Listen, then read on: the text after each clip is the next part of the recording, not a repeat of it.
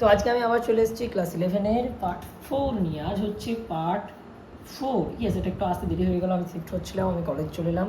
হ্যাঁ, আমি কলেজ চলে এলাম, আমরা এই সবাই জেনে নেয়। এখানে সেট আপটা করেছি। এবার থেকে এরকম জায়গাতেই ভিডিওটা শ্যুট হবে, আমার দাঁড়িয়ে দাঁড়িয়ে আর বোর্ডে হবে না। ঠিক আছে, চলো 16 নম্বর কোয়েশ্চেন থেকে আমরা শুরু করি। তো চলো আজকে ভিডিওটা শুরু করা যাক। আমার কাছে এখানে কোয়েশ্চেন দেওয়া আছে, আমরা নিয়েছি এফ ভার্সেস এস, একটা লেখচিত্র একটি বস্তুর ক্ষেত্রে। প্রশ্ন হচ্ছে বস্তুটির ম্যাক্সিমাম বেগ কখন হবে? বস্তুটির ম্যাক্সিমাম বেগ কখন হবে? এস ইকুয়াল কত মিটার, তাই তো? চলো দেখা যাক। আমাদের কাছে আছে ফোর্স। ফোর্স মানে হচ্ছে মাস ইন্টু অ্যাক্সেলারেশন। তাহলে আমি ফোর্স এখানে কম ছিল, এখানে 1 মিটার দূরত্বে যখন সে, তখন আমি 10 নিউটন ফোর্স দিলাম। তারপরে কমতে কমতে 0 নিউটন ফোর্স দিচ্ছি, মানে যখন ফোর্স দেওয়া বন্ধ করে দিলাম তখন সে 3 মিটারে আছে। এবার ওকে আমি থামাতে লাগছি, কিন্তু দেখো এখান থেকে এটা কি -10, যখন সে 5 মিটারে তখন আমি -10 নিউটন ফোর্স দিচ্ছি, মানে তাকে বিপরীত দিকে ফোর্স দিচ্ছি। তারপরে সে আবার মানে আমি ফোর্সটা কমাতে লাগলাম, যখন 7 মিটারে পৌঁছালো তখন আমি তার উপর ফোর্স 0 করে দিলাম। বুঝতে পারলে জিনিসটা? এই বরাবর চলছে, এই বরাবর ফোর্স দিচ্ছি। দেখা যাক কী করা যায়। এখন যখন দেখো ফোর্স 0 করেছি, তারপরে আমি বিপরীত দিকে ফোর্স দিচ্ছি। 3 থেকে যখন এগিয়ে গিয়েছি তখনই কি বিপরীত দিকে ফোর্স দেওয়া শুরু করে দিয়েছি? হ্যাঁ কি না? তোমরা বলো হ্যাঁ কি না? এতদূর পর্যন্ত কি আমরা পজিটিভ ফোর্স দিয়েছি, এতদূর পর্যন্ত মানে বস্তুটা যদি এই দিকে যায় আমি তাকে এই দিকেই ফোর্স দিয়েছি। কম হয়েছে, এই যে প্রায় 0-এর কাছাকাছি, মানে ধরো 0.0001 নিউটন ফোর্স দিলাম, কিন্তু ফোর্সটা কোন দিকে? যেদিকে যাচ্ছে সেই দিকে। এর জাস্ট পর থেকে 3 মিটারের পর থেকে দেখো ফোর্সটা কি কমতে গেছে, মাইনাসে, মানে বিপরীত দিকে। যখনই 3 মিটার দূরে চলে এলো সে, 3 মিটার দূর 0 থেকে, এর যখনই পেরিয়ে গেল তখনই আমি কি উল্টো দিকে ফোর্স দিতে লাগলাম 0.0001 নিউটন। তাহলে বিপরীত দিকে যখন ফোর্স দিচ্ছি তার অ্যাক্সেলারেশন পিছন দিকে হবে নিশ্চয়ই। বস্তুটার এইদিকে তার ভেলোসিটি আছে, এইদিকে ফোর্স, তাও নিশ্চয়ই এইদিকে অ্যাক্সেলারেশন পাবে, তাহলে কি ভেলোসিটি কমতে থাকবে। তাহলে এখান থেকে ভেলোসিটি কমতে কমতে কমতে কমতে একবারে কমতে থাকলো। এরপরে আমি আবার ফোর্স বাড়াতে লাগলাম, মানে নেগেটিভ দিকেই বাড়াচ্ছে। কিন্তু দেখো নেগেটিভ দিকে ফোর্স বাড়ালাম, ম্যাক্সিমাম করলাম, মানে যত দূরে যাচ্ছে প্রচুর ফোর্স, আরও বেশি ফোর্স। এই 5 মিটারের পর থেকে যখন 5 মিটারে চলে এলো তারপর থেকে এই ফোর্সটা একটু কমাতে লাগলাম, কিন্তু নেগেটিভ দিকেই দিচ্ছি। 7 মিটার পর্যন্ত পৌঁছালো। বুঝতে পারলে? তার মানে এখানে নিশ্চয়ই এর ভেলোসিটি ম্যাক্সিমাম ছিল, কারণ এরপর তো ফোর্স উল্টো দিকে, ভেলোসিটি অটোমেটিক কমবে। তাহলে অ্যান্সার কী হলো আমাদের? বস্তুর 3 মিটারে ভেলোসিটি ম্যাক্স। ক্লিয়ার? ইনটিউশন দিয়ে বোঝা গেল? আমাদের এমসিকিউ করছে, আমাদেরকে এইভাবেই বুঝতে হবে ইনটিউশন দিয়ে যে কী হলো। চলো দেখি পরে কোশ্চেন দেখা যাক। নেক্সট কোশ্চেন আমার 17 নম্বর। বলা আছে একটি লিফটের মধ্যে W1 ওজনের একটা ব্যক্তি দাঁড়িয়ে আছে, এর ওজন হচ্ছে W1। লিফটটি সমত্বরণে কোন দিকে যাচ্ছে? নিম্নগামী। লিফট যেটা, এর সমত্বরণ এ অ্যাক্সেলারেশন নিয়ে নিচের দিকে যাচ্ছে, তাই না? তাহলে আমি যখন লিফটের ভিতরে বসে আছি, এখানে যখন আমি বসে আছি, আমি একটা ইয়েতে আছি, কিন্তু এটা আমি দেখছি ব্যক্তিটাকে। কি দেখছি? আমি কিন্তু দেখো বাইরে থেকে আমি অ্যাক্সেলারেশন আছে, মানে আমি অ্যাক্সেলারেটিং ফ্রেমে আছি। অ্যাক্সেলারেটিং ফ্রেমে কী দরকার আমাদের? ইয়েস, হিসাব মেলানোর জন্য একটা আমাদেরকে বিপরীত দিকে কল্পনা করতে হবে সিউডো ফোর্স, তাই না? তাহলে এই ব্যক্তির ওজন W1 বলতে এর মাস ধরে নিলাম আমি M, তাহলে mg সমান হচ্ছে W1, কারণ এটা স্থির অবস্থায়। এবার লিফটটা যখন নিচের দিকে চলতে লাগলো, তাহলে উপরের দিকে লাগতে লাগলো কি একটা সিউডো ফোর্স, FPS। PS বলতে FPS নয়, FPS সিউডো, তাই না? তাহলে সিউডো ফোর্স কী করবে? কমাবে। কতটা লাগবে? M টাইমস এ। অতএব W2 কি হবে? mg minus MA। mg minus MA হচ্ছে W2। আমার বলা আছে W1:W2 সমান 3:2। তাহলে এ সমান কত? মানে এটা জি এর সাথে তুলনা করে দেখাতে হবে। তাহলে W1/W2 সমান কত বলা আছে? 3:2। অবশ্যই W1 বেশি হবে, কারণ নিচের দিকে আছে। আর W2 দেখি একটা কাল্পনিক, মানে একটা ফোর্স উপর দিকে লাগছে। এই ফ্রেমে কাল্পনিক হোক, কিন্তু ফোর্সটা লাগছে হিসাব মেলানোর জন্য, তাই না? কমাচ্ছে, তার মানে কেউ ওয়েটটাকে কেউ কমাচ্ছে, জিকে কেউ বাধা দিচ্ছে। মান বসাবো, M তো কেটে যাবে। তাহলে W1:W2 মানে G/G - A সমান 3/2। ইমপ্লাইজ দ্যাট, দেখো তাহলে 2g সমান 3g মাইনাস 3a, 3aটাকে ওইদিকে নিয়ে যাবো, 2gটাকে এইদিকে নিয়ে আনি, তাহলে 3a সমান কী হলো, শুধু g, ইমপ্লাইজ দ্যাট a সমান g/3। অ্যান্সার হচ্ছে g/3, তোমাদের অ্যান্সার এ। কত সোজা কোয়েশ্চেন তাই না? স্যার এবারে কিন্তু খুব সোজা কোয়েশ্চেন করেছে, এত সোজা কোয়েশ্চেন আমি স্যারের কাছে আশা করিনি। খুব সোজা কোয়েশ্চেন, ক্লিয়ার হলো, বুঝতে পারলে? কিছুই নেই, জল ভাত। নেক্সট কোয়েশ্চেন বলা আছে, এক ব্যক্তি যদি দাঁড়িয়ে থাকে হাতে ছাতা নিয়ে, ঠিক আছে, ছাতা নিয়ে দাঁড়িয়ে থাকলে সে ভিজে যাবে। বলা আছে তাকে 30 ডিগ্রি কোণে ছাতা ধরতে হবে দাঁড়িয়ে থাকলে। আর যদি লোকটা ছুটতে থাকে কত, 10 কিলোমিটার পার আওয়ার বেগে, 10 কিলোমিটার পার আওয়ার বেগে লোকটা ছুটছে, তখন সে উলম্ব সাথে ছাতা ধরে রাখলে তার মাথার উপর মানে বৃষ্টিটা পড়বে, মানে তাকে ছাতাটা উলম্বভাবে ধরলে বৃষ্টিটা এইভাবে পড়বে তার মাথায়, কোনো ছিট দেবে না, ভিজবে না সে ব্যক্তিটা। তাহলে নিশ্চয়ই দেখো, দেখি এর পার্সপেক্টিভে দেখি, পরে আসছি একটা জিনিস আসছি, এর পার্সপেক্টিভে দেখি, তোমার বৃষ্টির বেগ ধরে নাও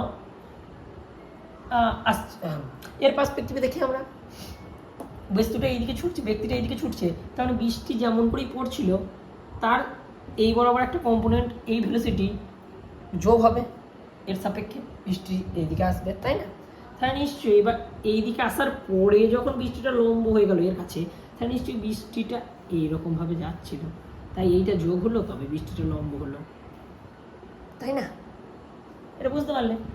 বৃষ্টিটা লম্ব হলো এর পার্সপেক্টিভে, এর যাচ্ছে 10 কিলোমিটার পার আওয়ার বেগে এক্স অ্যাক্সিস বরাবর, তাহলে এর পার্সপেক্টিভে নিশ্চয়ই আমাকে মাইনাস এক্স অ্যাক্সিস বরাবর 10 কিলোমিটার পার আওয়ার যোগ করতে হবে বৃষ্টির বেগের সঙ্গে, একে স্টেশনারি ধরতে গেলে। তাহলে নিশ্চয়ই বৃষ্টিটা এই অ্যাঙ্গেলে পড়ছিল বলেই যখন আমি আমার উল্টো দিকে একটা ভেলোসিটি লাগালাম তখন এটা লম্ব হলো আমার মাথায় পড়ছে, কারণ একটা ডাটা দেওয়া আছে, ক্লিয়ার হলো? তাহলে বৃষ্টি এইভাবে পড়ছিল। এবার দেখি, এবার হচ্ছে, হ্যাঁ এটা হচ্ছে 10 কিলোমিটার পার আওয়ার যোগ করেছি আমি যেটা। এবার যখন আমি দাঁড়িয়েছিলাম আমাকে এখানে দেখতে পাচ্ছি কিনা জানি না ক্যামেরাতে, দাঁড়িয়েছিলাম যখন আমি, তখন আমাকে অ্যাঙ্গেলটা কোন অ্যাঙ্গেলে ধরতে হবে, ছাতা দেখো দাঁড়িয়ে থাকা অবস্থা এইটা বৃষ্টির বেগ, তাহলে এইভাবে পড়লে নিশ্চয়ই আমাকে এইরকমভাবে ছাতাটা ধরতে হবে, বুঝতে পারলে? এবার তোমরা বলবে এটা আমি প্রথমে কেন দেখালাম না, কারণ এই যে এই দিকে পড়ছে বৃষ্টিটা সেটা আমি কী করে জানবো? অঙ্কতে বলা আছে অবশ্যই এটা 30 ডিগ্রি, ঠিক আছে, 30 ডিগ্রি কোণে ধরতে হবে, কিন্তু আমি এই দিকে ধরবো না এই দিকে ধরবো, তাই না? বুঝতে পারলে? সেই জন্য আমাকে এটা আগে করে নিতে হলো যে বৃষ্টিটা কোন দিকে পড়ছে সেটা দেখার জন্য, তাহলে এই অ্যাঙ্গেলটা 30 ডিগ্রি, তাই না?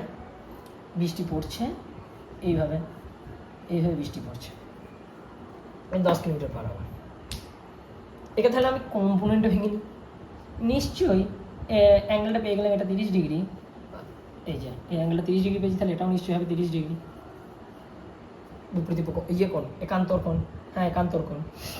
তাহলে একে আমি এবার কম্পোনেন্ট হয়ে গেল, এটা ধরে নিই ভি, তাহলে এইটা হয়ে যাবে V sine theta, V sine theta. দেখো তো এটা যদি কম্পোনেন্ট ভাগি এটা এইরকম হবে আর এইরকম হবে, এবার এটা শুধু আমার মাথার উপর পড়ছে, তাহলে নিশ্চয়ই 10 কিলোমিটার পার যেটা বিয়োগ করছি সেটাই নিশ্চয়ই এতটা ছিল, তবে ওটা বিয়োগ করে 0 হয়ে গেছে, তাহলে ভি সাইন থিটা সমান কী হয়ে যাবে 10 কিলোমিটার পার আওয়ার, তাহলে ভি সমান সাইন 30, সাইন 30 মানে yes half, sine 30 equal half, হাফটা যদি গুণ হয়ে যাবে কি 20, তাহলে ভি সমান 20 km পার আওয়ার, বৃষ্টির বেগ হয়ে গেল 20 কিলোমিটার পার আওয়ার, বুঝতে পারলে? দেখি আমরা কী আছে অপশানগুলো এবার চেক করি।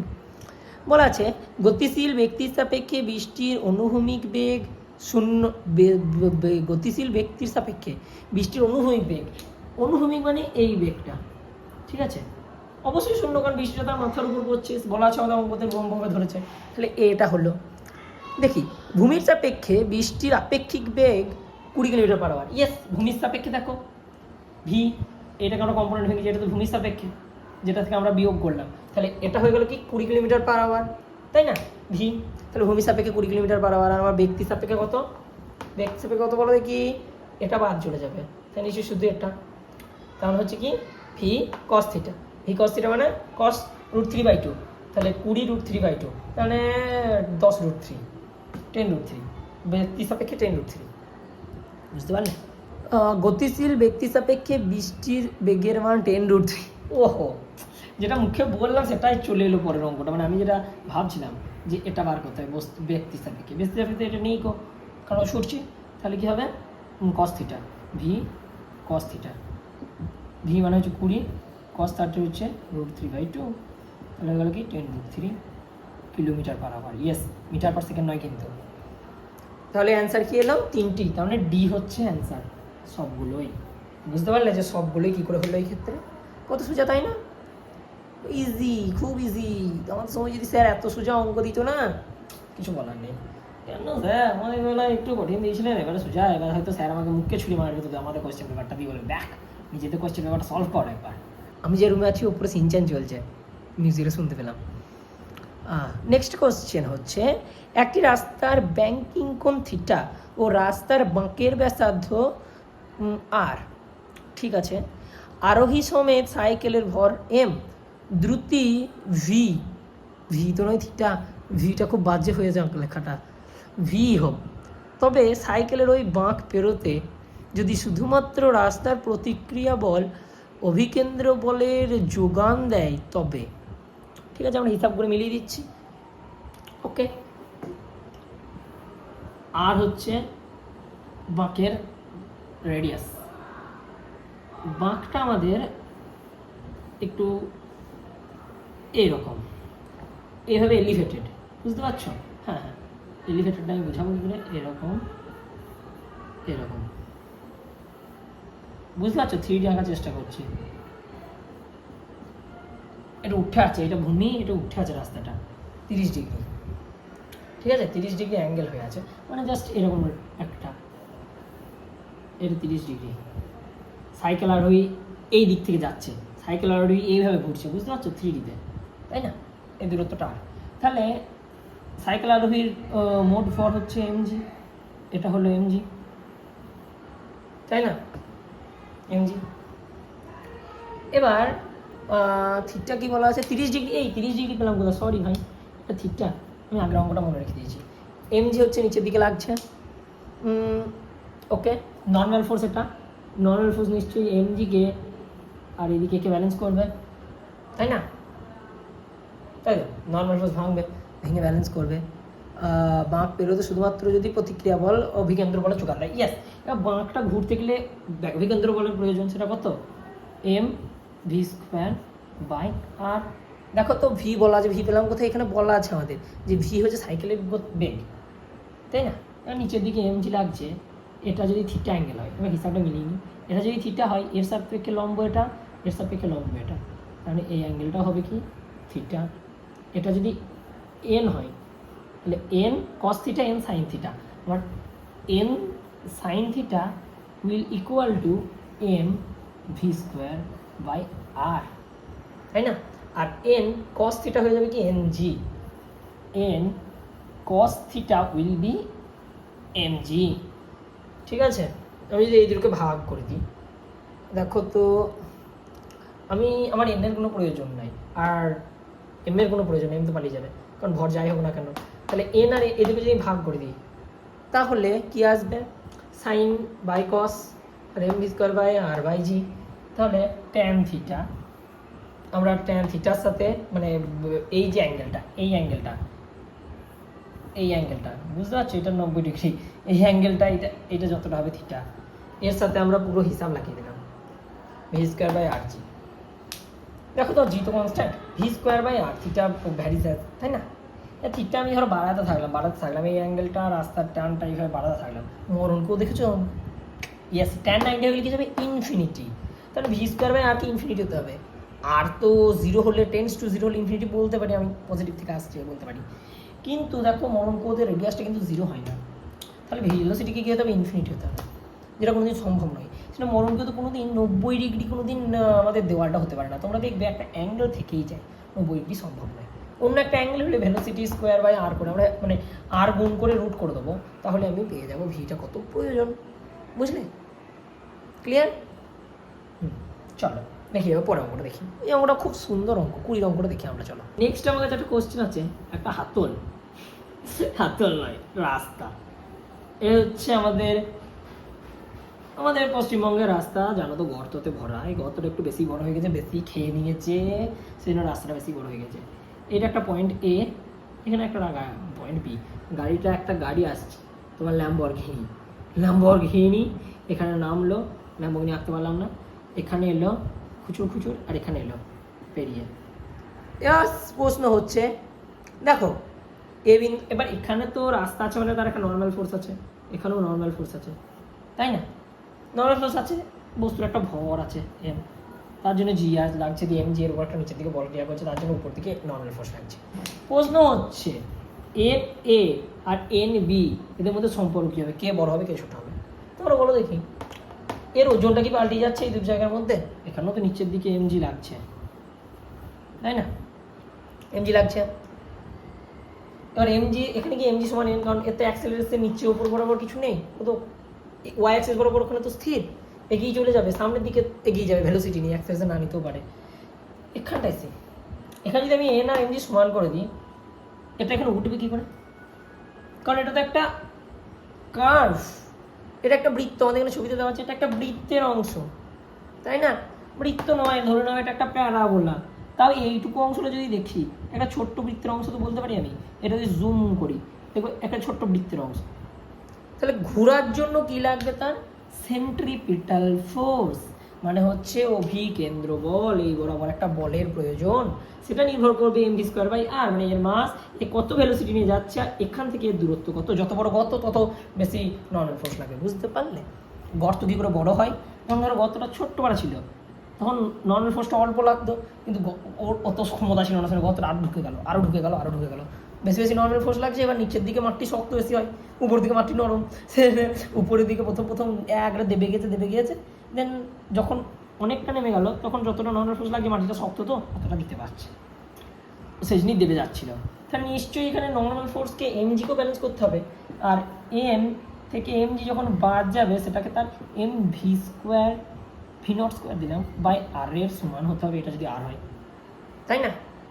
তাহলে এনকে নিশ্চয়ই, আর এখানে কি এন বি সমান কি এম জি, এখানে নিশ্চয়ই এনকে এম জির থেকে বেশি, এন বি এর থেকে বেশি হতে হবে এটা এন এ, কারণ না হলে তো এই দুটো সমান, এম জি যদি হয় তাহলে তো এম জি এটা তো জিরো দাঁড়িয়ে যাবে, তাহলে সে ঘুরতে পারবে না। তাই নিশ্চয়ই এখানে এন এ কে এন বি এর থেকে এটাকে বেশি হতে হবে, তবেই এম জিকে বাদ দেবো, তখন একটা কিছু একটা পাবো। অর্থাৎ সম্পর্ক যদি আমরা দেখি N A minus N B সমান m v square by r, বুঝতে পারলে? এন এ কেমন হবে সেটা গাড়ির বেগ আর গর্ত দূরত্ব, গর্তর রেডিয়াস মানে কতটা গর্ত বড় তার উপর নির্ভর করছে। ক্লিয়ার? বুঝতে পারলে? তো আজকে এতটাই। কত বড় নম্বর অ্যান্সার আসছে? এ হচ্ছে আমাদের অ্যান্সার। বুঝতে পারলে?